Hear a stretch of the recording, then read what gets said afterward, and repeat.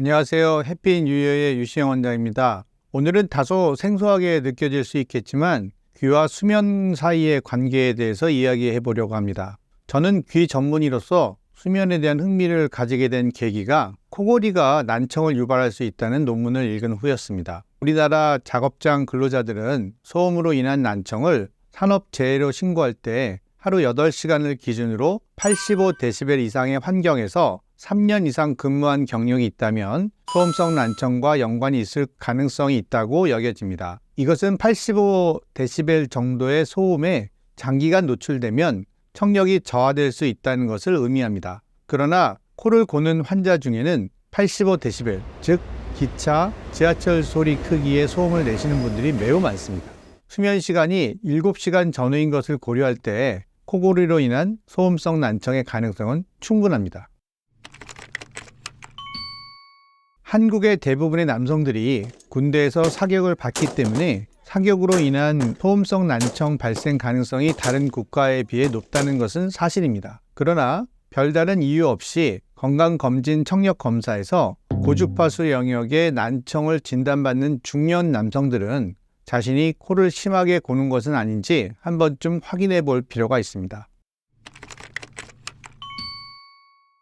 메니에리시 병을 앓고 계시는 환자 중에서는 이미 다른 병원에서 진단을 받고 치료를 받으시는 도중에 병세가 악화되어 저희 병원으로 오시는 분들이 많습니다. 저는 이러한 환자분들이 왜 병의 조절이 어려운지를 분석하는 과정에서 수면 문제가 예상보다 심각한 역할을 하는 것을 발견하였습니다. 메니에리시 병 환자들은 카페인, 술, 담배를 피하고 저염식을 선호해야 한다는 생활습관 조절에 대해 많이 알고 계시지만 수면의 중요성에 대해서는 아직도 잘 모르시는 분들이 많다는 것을 진료 중에 느끼고 있습니다.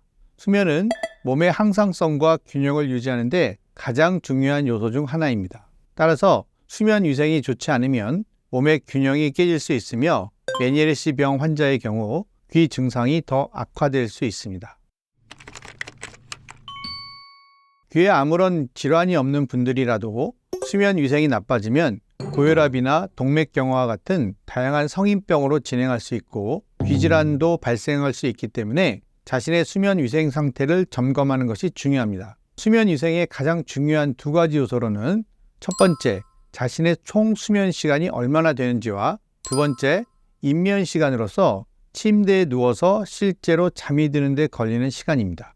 성인의 경우 총 수면 시간이 7시간 이상이어야 정상이며 수면 시간이 5시간 이하인 경우 매우 좋지 않은 상태로 간주됩니다.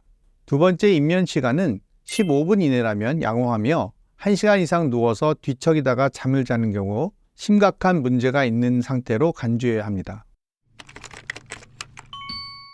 취침 전 침대에서 TV 시청이나 핸드폰 사용과 같은 활동은 입면 시간에 영향을 줄 수 있으므로 피하는 것이 좋으며 음주와 과식은 수면 유도를 돕기는 하지만 숙면에는 도움을 주지 못하기에 추천드리지 않습니다. 자기 전 따뜻한 물로 목욕을 하는 것은 수면에 도움을 주며 너무 허기져도 잠이 오지 않기에 이럴 때는 우유, 바나나, 견과류 등 가벼운 음식을 드시는 것은 도움이 될 수 있습니다. 이상적인 수면은 눕자마자 15분 이내에 잠이 들어서 7시간 정도의 수면을 취하는 것이며 항상 일정한 기상시간을 유지하는 것이 좋습니다. 20분 이내에 잠이 들지 못하거나 중간에 깨어 잠이 오지 않는 경우 어두운 환경에서 독서를 좀 하다 잠이 오면 바로 잠자리에 가는 것도 좋은 방법입니다.